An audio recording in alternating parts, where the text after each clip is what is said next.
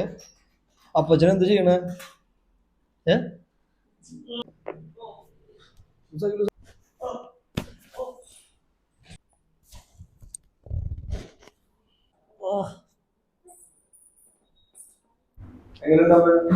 ഒരുപാട് സന്തോഷമുണ്ട്.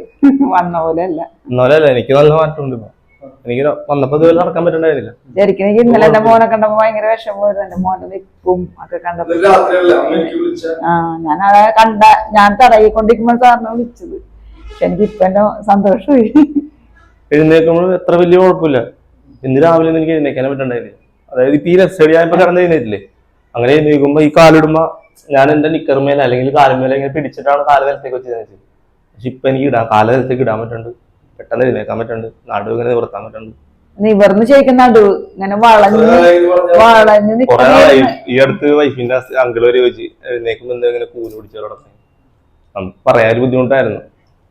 ഞാനുണ്ട് എക്സസൈസ് ചെയ്യണം, സ്ട്രെങ്തൻ ചെയ്ത് ശരീരം നമ്മൾ തന്നെ ശ്രദ്ധിക്കണം. ചികിത്സ ചെയ്യാൻ ആൾക്കാരുണ്ടാവും, ശരീരം ശ്രദ്ധിക്കാൻ അവരവൻ തന്നെ ശ്രദ്ധിക്കണം.